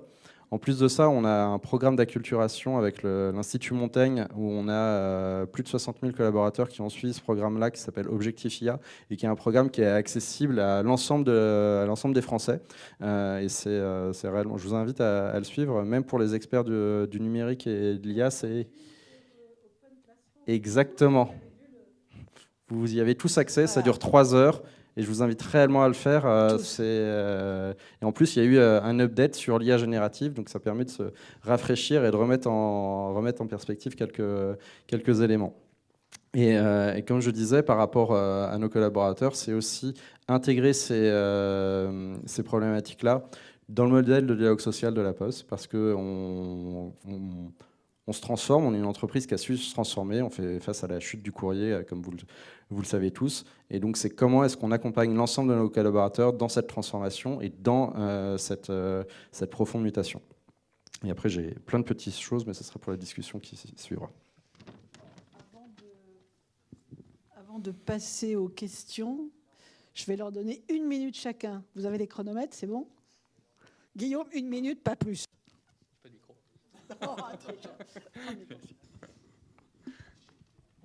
Ok.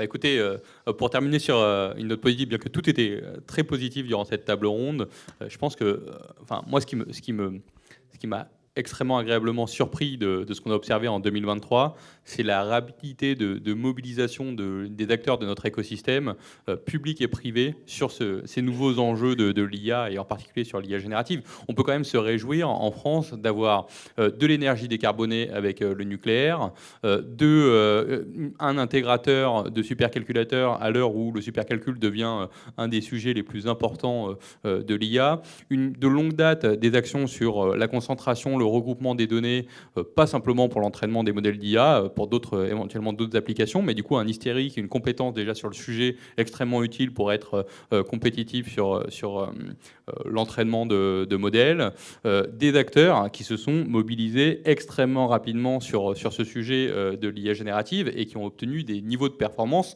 qui sont extraordinaires, qui impressionnent le monde entier aujourd'hui. Et je pense que vraiment, et ça concerne bien sûr les LLM, mais ça concerne aussi la génération d'images, on va vers le multimodal. Et donc, en fait, c'est quand même, en plus avec des choses assez, si on va un peu plus dans le niveau de détail un peu plus important, avec des choses assez originales, la capacité à garder nos acteurs sur le territoire national, tout en leur permettant de lever des fonds à l'international, et donc finalement à assurer cette souveraineté dans des bonnes conditions. Oui, pas assez. On travaille dessus, mais honnêtement, on est sur une très bonne trajectoire, et je pense qu'on peut s'en réjouir. Bon, ça va. Vas-y, à toi. Ouais, c'est toujours difficile d'être entre le speech et le buffet. Donc, je vais essayer de faire 1 minute. Non, mais très rapidement, je pense que 2023 a été l'année de la découverte vraiment pour tout le monde de l'IA générative, grâce quand même à OpenAI qui a créé un marché. Et je pense que 2024 va être l'année de la mise en production. Et je pense que ça va être vraiment intéressant aussi. On va voir des vraies choses, et des choses vraiment intéressantes d'un point de vue gain de qu'est-ce que ça apporte vraiment concrètement. Moi, j'ai essayé de parler tout à l'heure du côté très concret des choses. On mesure, et je pense qu'on va avoir beaucoup de choses très intéressantes à montrer en 2024.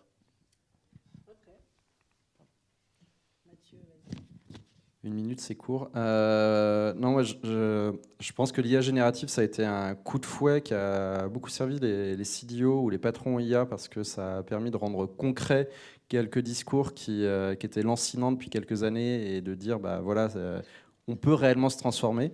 Par contre, comme sur les sujets d'IA classiques, c'est pas automagique, ça se fait pas tout seul. Il y a des vrais sujets derrière de transformation, avec une approche qu'il faut toujours avoir, c'est pourquoi est-ce qu'on fait ça, pour qui, et quel va être l'impact, et se dire que juste faire un modèle, ou modèle d'IA générative, si on n'est pas capable de le déployer sur le terrain dans un processus, si le processus il change pas, derrière, on n'en tirera pas réellement la valeur. Donc, moi, c'est un peu ma doxa que j'ai depuis quelques années, c'est être capable de pousser la bonne information au bon moment à la bonne personne pour qu'il prenne la bonne décision. Si on n'est pas capable de faire ça, si l'entreprise n'est pas capable de se transformer en utilisant les systèmes d'IA pour faire ça, on n'en tirera pas la valeur de l'IA.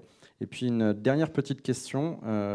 On a parlé beaucoup d'IA générative. On a survoler rapidement le quantique, même si ce n'est pas pour demain. Moi, je me pose des questions de l'IA générative et le quantique.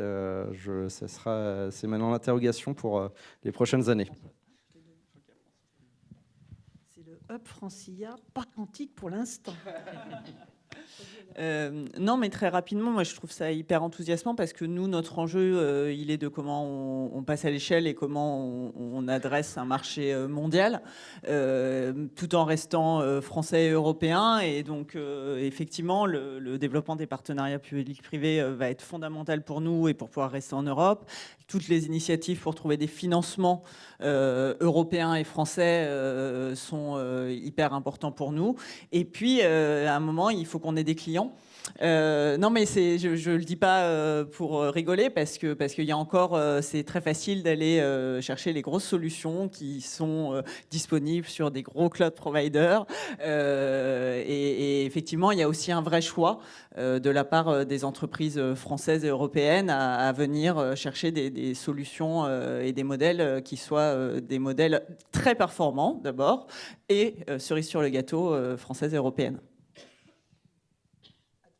Étant le dernier, je vais être rapide alors du coup, mais je vais être un peu sur la même veine que Laurent. C'est vrai que quand on regarde l'évolution et les projets qu'on voit passer sur nos machines, 2023 et 2023, c'est une vraie accélération. C'est-à-dire que là où on a traîné une dizaine de modèles par an, là on en fait 4-5 par mois maintenant. Plus trop des très gros modèles, mais plutôt des LLM stéroïdés ou des SLM. Donc là, une grosse tendance de fond. Beaucoup de modèles ouverts, et ça, je pense que c'est très bien par rapport à la stratégie et la vision française et européenne.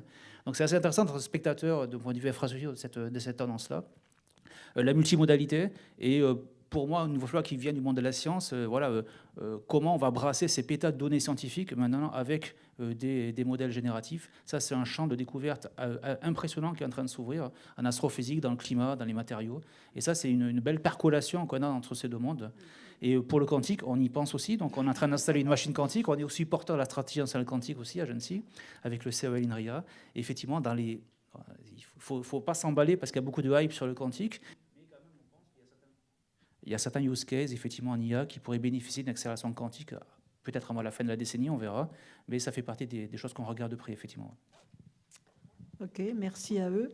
Alors, je vais rapidement faire passer un micro. Il nous reste peut-être 2 minutes, 2-3 minutes encore. Bonsoir, merci. Arnaud Thessalonikos, je suis avocat spécialisé en droit des activités numériques et membre de Francia. Là, on a des... C'est très bien, bravo. Merci. On a des vendeurs de solutions, si je puis dire, d'intelligence artificielle, du soft, du hardware, et puis un acheteur. Moi, d'habitude, je fais des projets informatiques et des contrats sur des projets informatiques. Et vous avez parlé des causes d'échec des projets informatiques. Et on a effectivement quelque chose qui s'appelle la recette, où on vérifie la conformité de ce qui vous est livré avec ses spécifications. Et quand un client dit bah, « écoutez, ça ne marche pas, ça ne fonctionne pas, je ne suis pas content, rendez-moi mon argent, je vais engager votre responsabilité », je voulais savoir comment on fait quand on achète de l'IA ou quand on vend de l'IA pour caractériser les performances du système. J'achète des capacités ou des spécifications et comment je m'assure que les causes d'échec des projets sont contrôlables contractuellement. C'est ce que nous a expliqué Laurent, c'est qu'il faut mesurer, mesurer, mesurer. Et ce que nous a expliqué Mathieu, c'est qu'il faut avoir plusieurs systèmes qu'on va comparer. Alors, je ne sais pas si tu as des choses à dire sur la façon dont vous comparez. C'est la guerre des micros allumés.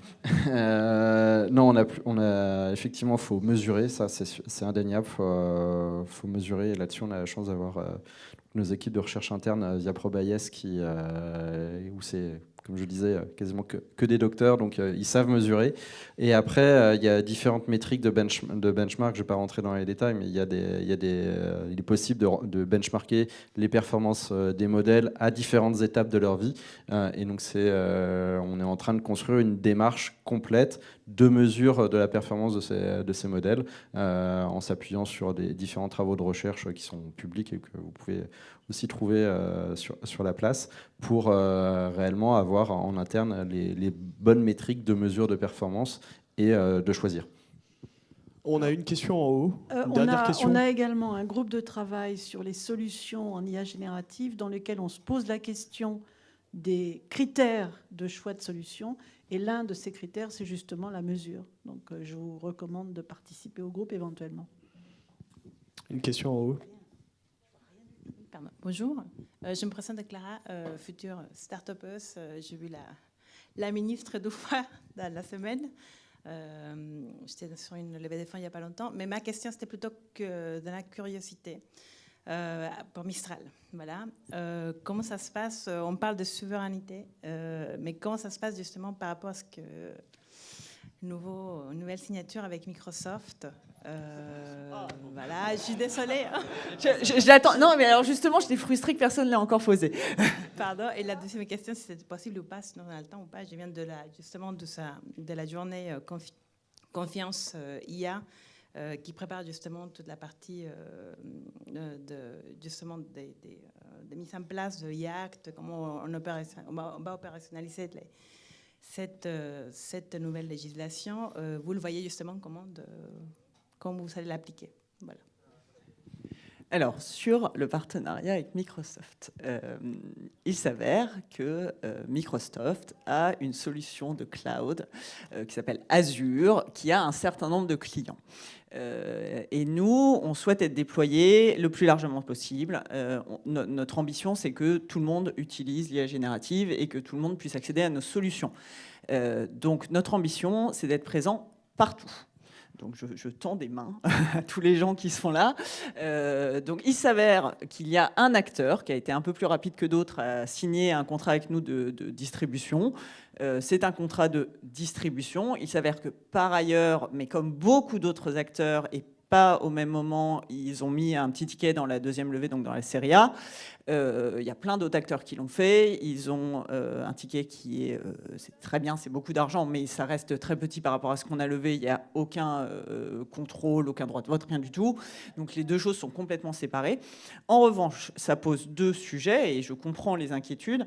Ça pose le premier sujet qui est le sujet du financement européen. Parce que on arrive, nous, à des stades où, effectivement, les montants qu'on va devoir lever ne sont pas présents dans l'Union européenne, pour le dire assez clairement. Donc, on va avoir cet enjeu-là de pouvoir développer aussi, et on sait que l'État est mobilisé pour aider à trouver des solutions sur le capital risque, ou en tout cas pour faire en sorte qu'en Europe, on puisse lever des montants plus élevés. L'autre point, c'est aussi, à un moment, de faire en sorte de pouvoir accéder à tous les types de déploiements. On a, encore une fois, l'ambition d'être portable et d'être présent partout. Ça prend plus de temps avec d'autres acteurs, mais à la fin, notre ambition, c'est vraiment d'être partout. Pour l'opérationnalisation de l'AI Act, nous avons un groupe de travail aussi au Hub sur le sujet. Je vous recommande de vous retourner vers Mehdi qui vous en parlera. Et là, on arrête tout et on va boire. Merci. Alors, quand même, peut-être avant de tout arrêter, Françoise, et avant d'aller boire, on souhaite remercier, bien entendu, toutes les personnes qui étaient présentes aujourd'hui. On souhaite, bien entendu, aussi remercier nos partenaires donc, qui nous ont permis d'organiser au mieux cet événement. Donc, merci à Scaleway, à Imaya et à l'ESSEC Metalab pour cette superbe journée. Du coup, on se retrouve au plus vite pour un très nouvel événement. Pour l'instant, on ne peut pas en dire plus, mais il y a pas mal de choses qui se préparent de notre côté. Et du coup, on était super contents de vous avoir aujourd'hui. Et n'hésitez pas à nous poser des questions si vous en avez d'autres pendant ce petit échange de networking qu'on a organisé juste après. Allez, tout le monde au buffet.